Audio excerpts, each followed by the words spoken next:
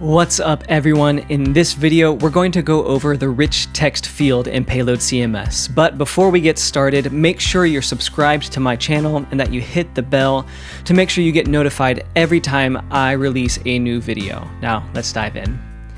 In a previous video, we discussed the regular text field, which does the job when you have simple text you need to include on your front end. But what if you want to have more flexibility than just a single line of plain text? That's where Payload's rich text field comes into play. A rich text field is a what you see is what you get, or WYSIWYG editor, that allows you to add formatting like bold, italics, and underline to your text. In Payload, you're able to do much more than just those simple text formats. You can also include relationships, blocks, and images quite easily. We'll go over all of these later on. In PayloadCMS, you have two options for the rich text field, Slate and Lexical. Slate is PayloadCMS's legacy rich text editor and is no longer preferred. It's fully functional and supported, so if you do prefer Slate, you are free to use it.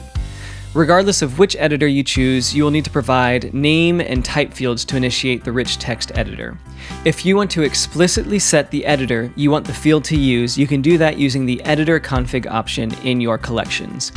If this is set at the payload config level, you don't need to assign it there. So I can add a new field, and we're just going to do name, and we'll do rich text, type, rich text, and here we can set the editor to be our lexical editor, just like that. So right now we're using our payload config to store all of our collections, but if we were to put our collections in a different file, which we'll cover in another video, we would include editor, lexical editor there, but also in our config, you'll notice that before we set up the editor, lexical editor here. We don't need to change the editor at the collection level unless we want to. This will also allow us to adjust the lexical editor however we want. And Lexical is PayloadCMS's preferred rich text editor, so it's recommended you use Lexical if you don't have a preference for rich text editor. One major advantage of using Lexical is that it natively supports Payload's blocks, making it extremely powerful and flexible. You can use payload blocks you create in Lexical to add more flexible content in your rich text sections on the front end. You have access to custom elements or features within Lexical. Some basic elements are included by default, so your options like bold, italic, and underline, along with 17 more elements, are included without any special configuration. There are 4 additional built-in features that are not included by default. The fixed toolbar feature lets you pin the floating toolbar from Lexical to look like a traditional WYSIWYG field, which can make it easier to select options, though it may not look as clean. The blocks feature lets you include blocks you've created elsewhere in your lexical editor, which enables you to create flexible layouts all within your rich text editor. There's also a debug feature called tree view, and then an experimental feature that allows you to build tables, but we won't cover those here. So let's start working through those default features. So I'm going to go over here to our blogs collection, and here I put the lexical editor in the collapsible array. So if I click on the next blog and I open the collapsible array, I see rich text here. And I can start typing or press the / for commands. You can see all of these default features included. Now, if I just wanted to type something out and make it bold, I can do that by using Command B, or if I highlight, this toolbar shows up. But say I want to include the fixed toolbar feature.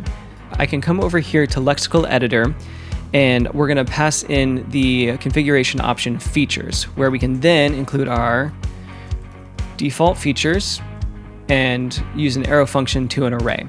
And so if we want to keep all the default features but then add our fixed toolbar feature, we can do that by importing. So if we go up here, we see that fixed toolbar feature has been imported. And once it reloads, we'll see that there is a fixed toolbar here. So now I can type something in and make it bold by now highlighting this and pressing that. Or now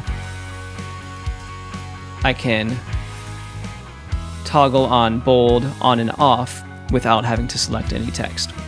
You may have a use case where you need to deactivate a few of the default options, and you can do this one of 2 ways. You can either skip the default features option in setting your features in the editor, or you can use the JavaScript filter method on the default features array. If you want to include only a couple of features, it might make sense to just state those features explicitly like this. So instead of default features, we'll just import our bold feature, our italic feature, and our underline feature. And so we'll keep the fixed toolbar feature as well. So now when this reloads, we'll see that we only have bold, italic, and underline included in this fixed toolbar feature. You can see all of the acceptable values for features in the RichText documentation on the PayloadCMS documentation website. If you want to exclude only a couple features, it might make sense to filter those out instead of adding a bunch of individual features to your features option. You can do this by passing the default features argument like before. So we're going to delete these and have our default features right there, and still have our fixed toolbar feature there at the end. And then we can do our dot filter, and we're going to filter for features, and we can pass that an arrow function. And here my autocomplete is trying to suggest something, so we'll take that suggestion because it's going to filter out anything that's not superscript, subscript, or inline code. So if it includes these keys, those will be removed. So if I refresh, we'll see here that superscript, subscript, and inline code were removed. Now let's get rid of this link. I can do that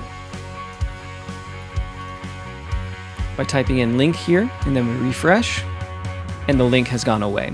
So this gives you a little bit more flexibility into what you exclude or include in a filter method. Now, one piece of code to look at here at the end is this includes feature.key.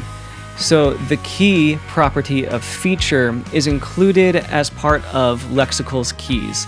You can find those in the lexical documentation, or you can just log the feature in the console to see what is available to you. Once you do this, all the fields you excluded will disappear, just like we saw. If your front end is React-based, you can use Payload's RichText component to render your data on the front end. You can also use their component as a starting point for your own, which may make the most sense. If you don't use React or want to be able to use the HTML version of Lexical's output, you can set up a new field to receive the lexical JSON output as HTML. To do this, you'll need to define the lexical editor as your RichText fields editor. We've already done that. Include the features you would like to use, as we've done, then add a new feature called HTML converter feature. So we're going to come here, we're going to add HTML converter feature, and this imports again from RichText lexical in the payload package. You don't need to pass any additional arguments to the HTML converter feature. So now at some point in your fields array, you can include lexical HTML, which will then accept two arguments. The first is the name of the RichText field you're using, and then the second is going to be a key value pair, which has the name key, and then the value that you'd like to store the HTML in. So if I save this and then type in something else here, and then save that, we can see here under the collapsible array that we have our lexical HTML show up right here, where it says this is a test, this is another text, which is what we wrote right here. There is more flexibility to be had with these converters, including adding CSS and converting to plain text, but we won't cover those here. The RichText field is extremely flexible and is going to be a big part of any project you start. Understanding how it works and how to extend the base field will allow you to build complex projects in a simple way. Be sure to check that you're subscribed to this channel and get notifications to make sure you're updated on all the content I'll be putting out about PayloadCMS, its fields, and more. I'll see you next time.